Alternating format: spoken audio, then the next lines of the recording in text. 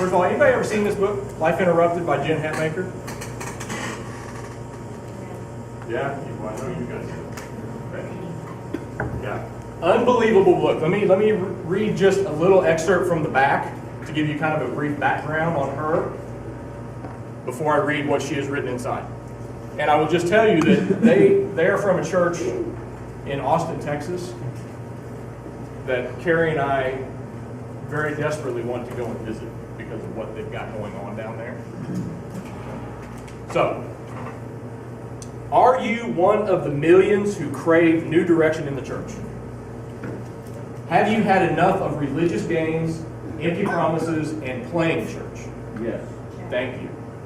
It's time to discover what happens when Jesus interrupts an average life. Join author Jen Hatmaker in a transformation that begins with one dangerous prayer. And it was very simple and very short. And she prayed to God, raise me up in passion. And she said it jacked her whole world up, just like that. And concludes with a life of service to the last, the least, the forgotten, and the forsaken. Unbelievably powerful book. Okay. So, this is part of what she writes. And I kind of want you guys just to kind of keep this in mind as we go through and learn what God is teaching us this morning. Of the 6 billion people on planet Earth, about 1.2 billion live on 23 cents a day. Half of the world lives on less than $2 a day. The wealthiest 1 billion people average $70 a day. This places you and me in the upper percentages of the global population. If you make $35,000 annually, you are in the top 4%. If you make $50,000 annually, the top 1%. And I don't know about you, but I think I'm poor in those numbers. Someone dies of hunger every 16 seconds. Last year, 22 million people died of preventable diseases. 10 million were children. 27 million children and adults are trapped in slavery. Sex slaves, labor slaves, child soldiers, and child slaves because of economic crisis. More slaves exist today than ever before in human history. And we thought slavery was dead. Not so much. More than 143 million children in the world have been orphaned or abandoned, equivalent to more than half of the population in the United States. In the last hour,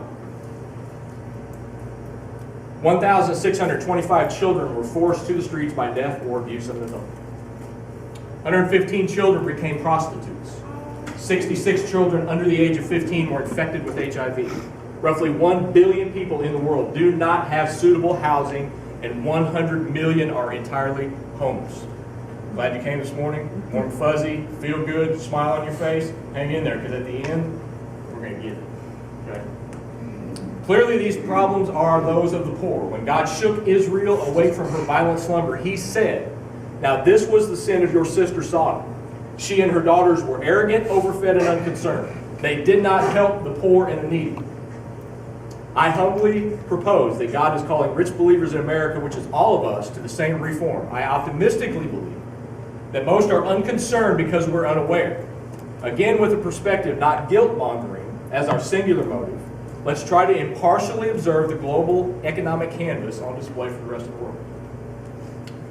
40% of the world lacks basic water sanitation, resulting in disease, death, wastewater for drinking, and loss of immunity.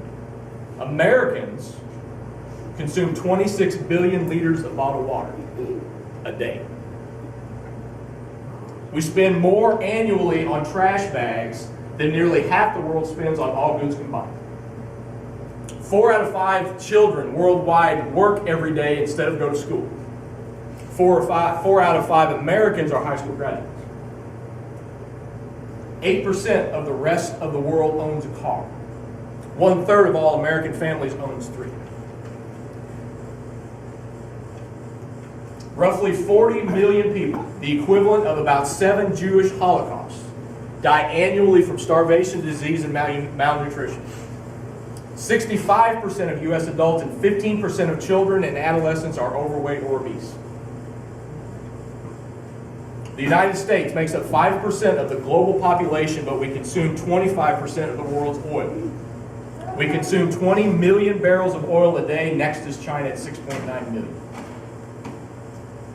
When a group of leaders from 172 developed nations begged U.S. government leaders to explore intervention options for environmental standards via the Earth Summit, and I was very disappointed when I read this.